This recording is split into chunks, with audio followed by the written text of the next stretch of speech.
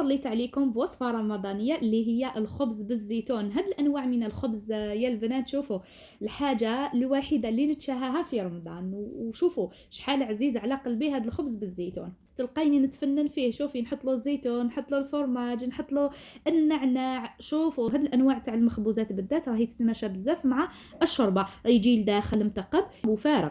هذه هي في الفيديو تاع اليوم عطيت لكم كامل اسرار نجاحه. ادي لي وصفه من عند ام رحاب وعلميها لحباباتك، علميها لخياتك. لما لا؟ كثروا تعليقاتكم وخلوا لي 2 ولا 3 تعاليق هكذا، يعني باش يطلع الفيديو ويشوفوه باقي المشتركين. ديروا لنا جيم وديروا لنا تعليق وديروا لنا بارطاج للفيديو، لانكم لو كان ما تتفاعلوش مع الفيديو ما حاش يظهر في البحث. قطعت قدامكم البنات باش تشوفوا النتيجه امامكم. ما شاء الله جا محمر، والحبات تاع الزيتون هذوك دينوايوتي زادوا فيه النص. ما نطولش عليكم ونروحوا مباشره للوصفه. انا شوفوا الحاجه اللي تعجبني في هذا الخبز بالذات هي انه ما يتعجنش، يعني دلكيه برك مده 10 دقائق كافيه باش يتنفخ ويطيب معك ريشه. كيما شفتوا معايا انا خدمت بالفارينه. الفارينه هذيك البنات شوفوا ممتازه، يعني ماشي تاع الميزان، هذه ممتازه. نوعيه الفارينه راهي تعمل معاك دور في نجاح الوصفه تاعك، فهمتوني؟ دوك انا درت 3 كيسان كيما شفتوا معايا، 3 كيلات ولا 3 كيسان تاع الفارينه. حطيت معاهم بياض بيضاء والصفار راح نيطالي به الخبز كي يخمر معايا. هذاك اللي في الكاس البنات الكحل هذاك اللي راكم تشوفوا فيه هذاك خل، حطيت ملعقه صغيره. الخل هذاك راح يعطي واحد القوام للخبز ويعاونو باش يتنفخ معايا، فهمتوني؟ حطيت كونتيتي مليحه تاع زيت زيتون، يعني حوالي فنجان تاع اتاي زيت الزيتون هكا باه يعطي بنه في الخبز.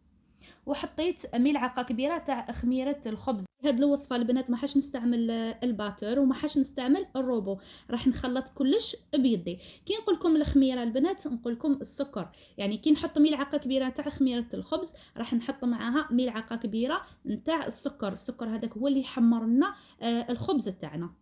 هادو هما المخبوزات البنات يحتاجوا منا ان نتهلاو في العجين تاعهم. على قد ما نوعتي لي زانغريديون في العجين على قد ما يخرج لك الخبز بنين.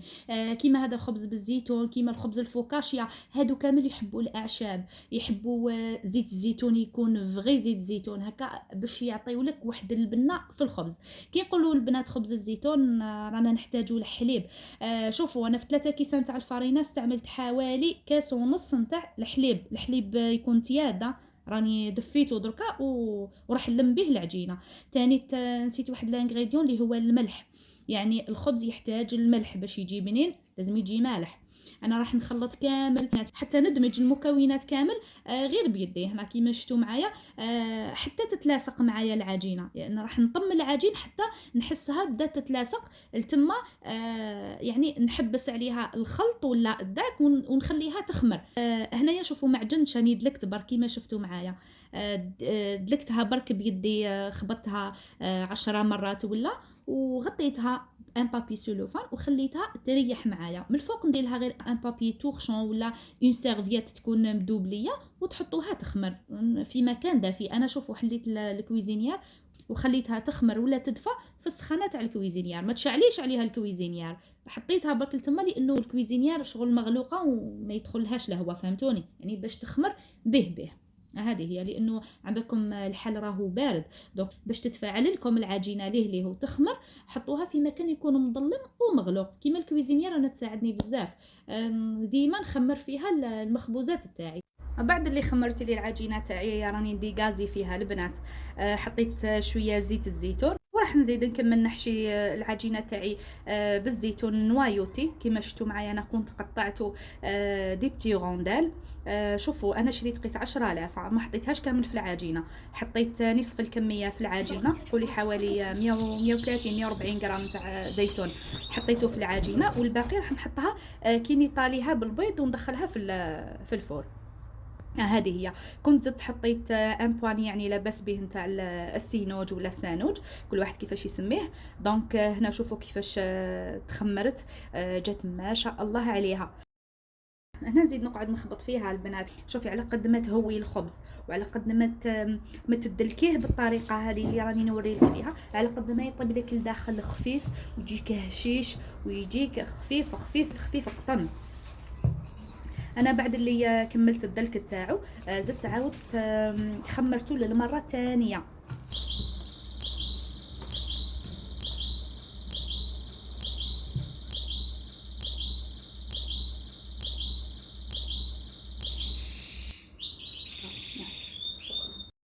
راهو ضاعف الفوليوم تاعو، راهو ما شاء الله عليه وعجبني. قلت لكم باللي انا في عده حلقات سابقه انه نبارطاجي معكم غير الوصفات الناجحه، يعني الوصفه اللي تنجح معايا راني نبارطاجيها معكم. اما فيما يخص لي زانغريديون اللي خدمت بهم امامكم، كانت عملت لي زوج خبزات من النوع الكبير.